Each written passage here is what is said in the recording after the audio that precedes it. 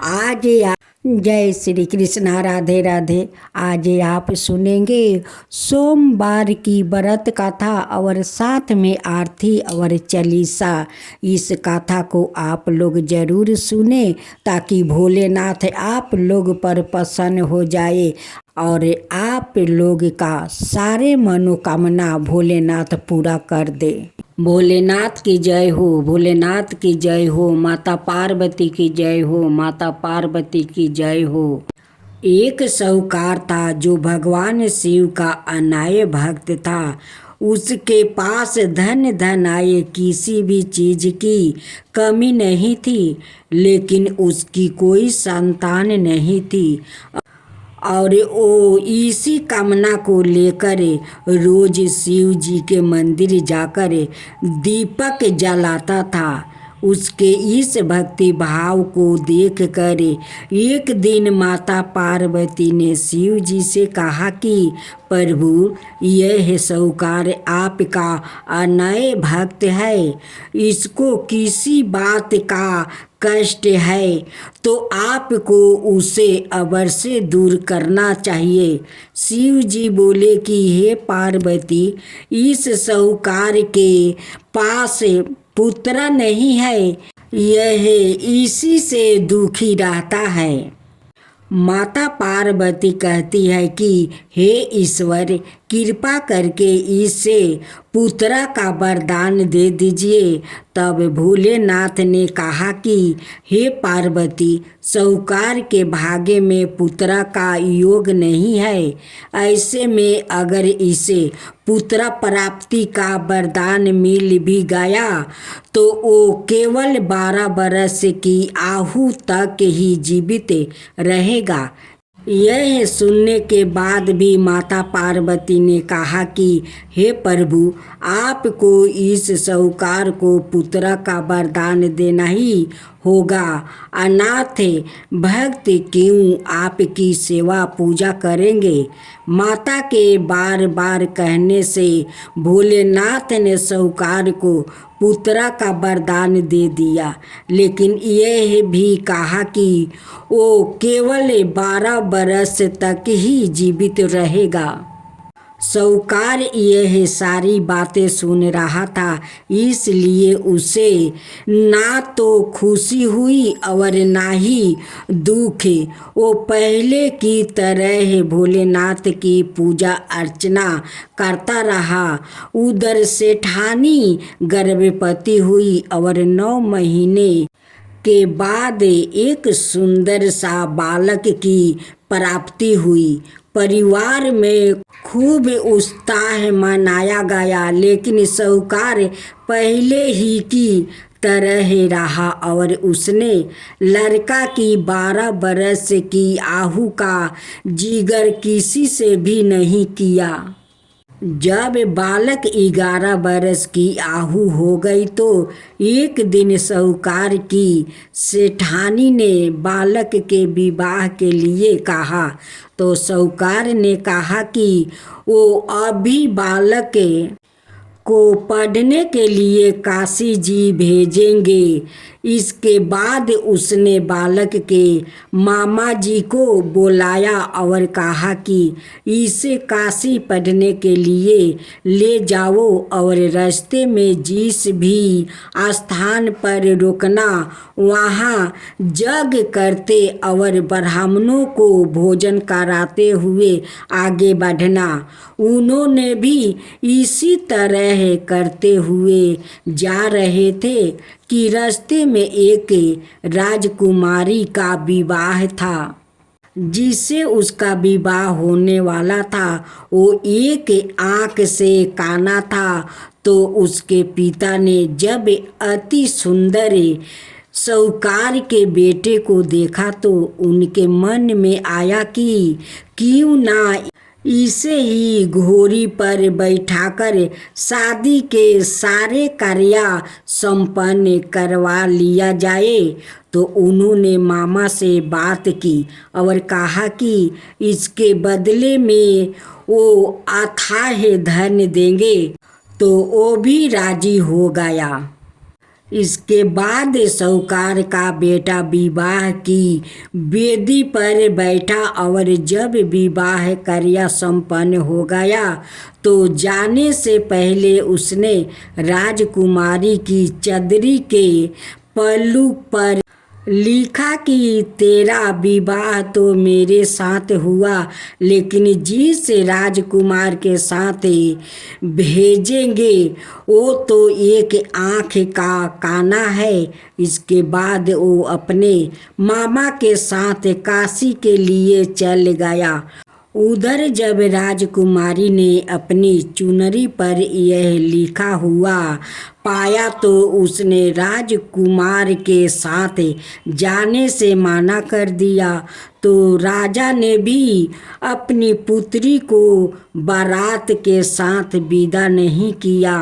बारात वापस लौट गई। उधर मामा और भांजे काशी पहुंच गए थे। एक दिन जब मामा ने जग रचा रखा था और भांजा बहुत देर तक बाहर नहीं आए तो मामा ने अंदर जाकर देखा तो भांजे का प्राण निकल चुके थे। वो बहुत परेशान हुए, लेकिन सोचा कि अभी रोना पीटना मचाया तो ब्राह्मण चल जाएंगे और जग का कार्य अधूरा रह जाएगा। जब जग संपन्न हुआ तो मामा ने रोना पीटना शुरू किया। उसी समय शिव पार्वती उधर से जा रहे थे तो माता पार्वती ने शिव जी से पूछा, हे प्रभु, ये कौन रो रहा है? तभी उन्हें पता चलता है कि यह तो भोलेनाथ के आशीर्वाद से जन्म हुआ साहूकार का पुत्र है। तब माता पार्वती कहती है कि हे स्वामी, इसे जीवित कर दीजिए। अनाथ रोते रोते इसके माता पिता के प्राण निकल जाएंगे। तब भोलेनाथ ने कहा कि हे पार्वती, इसकी आहु इतना ही थी सो वो भोग चुका है। लेकिन माँ के बार बार आग्रह करने पर भोलेनाथ ने जीवित कर दिया।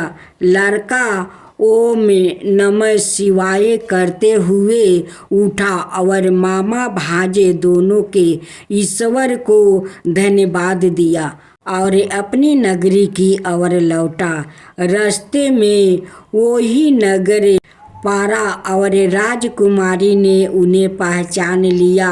तब राजा ने राजकुमारी को साहूकार के बेटे के साथ बहुत सारे धन धनाये के साथ विदा किया। उधर साहूकार और उसकी पत्नी छत पर बैठे थे। उन्होंने यह प्रण कर रखा था कि यदि उनका पुत्र सकुशल ना लौटा तो वो छत से कूदकर अपना प्राण त्याग देंगे। तभी लड़के के मामा ने आकर साहूकार के बेटे और बहू के आने का समाचार सुनाया, लेकिन वो नहीं माने तो मामा ने शपथ पूर्वक कहा। तब तो दोनों को विश्वास हो गया और दोनों ने अपने बेटे बहू का स्वागत किया। उसी रात साहूकार को सपने में शिव जी ने दर्शन दिया और कहा कि तुम्हारे पूजन से मैं प्रसन्न हुआ। इसी प्रकार जो भी व्याकृत इस कथा को पढ़ेगा या सुनेगा उसके समस्त दुखों दूर हो जाएगा और मन बचित सभी कामनाओं जय गणेश गिरिरासु मंगल मूला सुजानी कहते अयोध्या से तुम देहु अभय वरदान। जय गिरिजापति दीन दयाला सादा करत संतन प्रतिपाला। भारी चंद्रमा सोहत नीक कानन कुंडल नाग फनी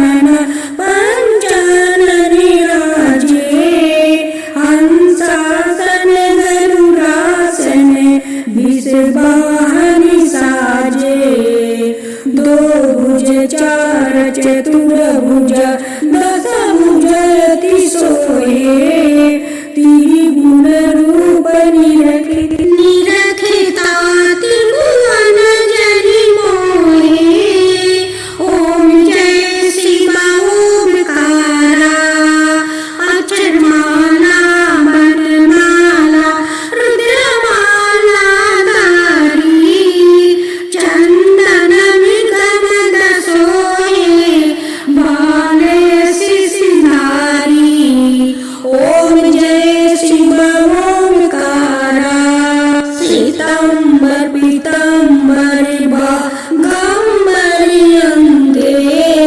सनिकादिक गरुणादिके भूतादिक संगे करिके मध्यम कमंडलु चक्र त्रिशूलधरिता जगि करता जगि भरता जगि संहार करता ओम जय शिव ओमकारा ब्रह्मा विष्णु सदा शिव जानते अभिवेका प्राण बचर में मध्य में याहे तीनों एका काशी में विश्वनाथ विराजते नंद ब्रह्मचारी नित उठी भोग लगावते महिमायति भारी ओम जय शिव ओमकारा त्रिगुण शिव जी के आरती जो कोई नरी